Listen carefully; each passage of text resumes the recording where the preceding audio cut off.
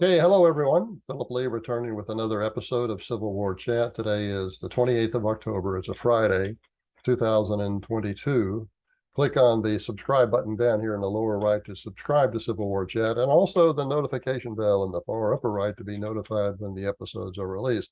Also, if you click on that notification bell, we're also the academic historian with the worst attitude towards the Southern perspective. Um, he is going to be, or he or she is going to be subjected to infinite recordings of Hillary Clinton laughter offset with Kamala Harris laughter. That'll be kind of a duet. Okay, today's episode is progressives are really transgressives. Characteristically, political progressives believe that the arc of human history forever bends toward progress, but they are wrong. If it were true, the concentration camps of World War II never would have surpassed in cruelty the Cuban ones operated just prior to the Spanish-American War, or the British ones during the Boer War, also about the same time. In truth, political progressives are not really progressive at all. They are transgressive.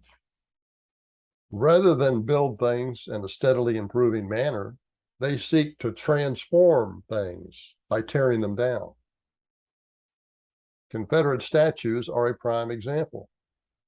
The so-called progressives did not and do not seek to improve relations among Americans, but instead want to tear them down. And they are succeeding. Relations could have been improved by building new statues to historical figures that worked to eliminate slavery and advance civil rights, instead of vandalizing and destroying the statues to men who defended their homes against Northern invasion. When transgressives melted down sculpted statue components and displayed others as mutilated objects of derision, there can be no doubt of their petty motives to humiliate. When they escalated their hostility to include the memorials of slaveholding leaders who were among those who won American independence, founded our country, and defended her against antebellum enemies, the transgressives amplified their transgressions. When they belittled the slaveholders among those who starved and froze at Valley Forge, today's transgressives show themselves to be incapable of gratitude. Transgressives are so self-centered, they fail to realize their selfishness is obvious to us. To paraphrase Will Durant, to speak ill of historical figures is a dishonest way of praising ourselves. No amount of appeasement will ever satisfy the transgressives.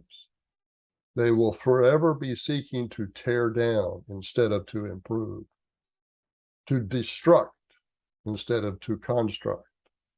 They even imagine they can tear down the reality of the two sexes by changing pronouns. It is comical and deserves to be laughed at. Perhaps their worst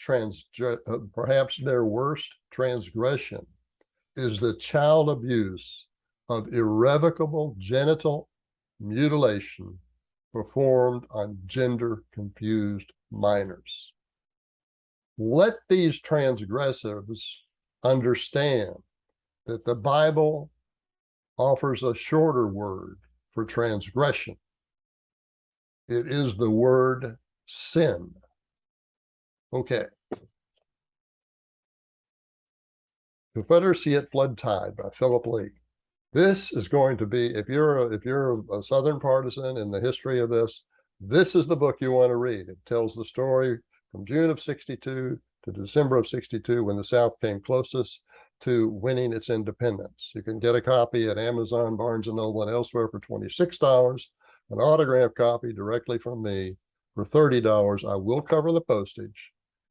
just email me, Phil, PHIL_Leigh, LEIGH @me.com. Now, I wish to add here, the publisher of this particular book does not believe there is a market for books about the Confederacy. Not anymore, not anymore. That market is gone. So if you want to let him be right, then don't do anything. But if you want to show that there is a market for books about the Confederacy that are not disparaging, then buy this book. In fact, it would be best if you bought it from me as an autograph copy. That way I'll let him know right away what kind of demand we're seeing. Now, if you don't think books about the Confederacy really should be published, then, do nothing. That's your choice. Okay, thank you for watching. I look forward to seeing you next time.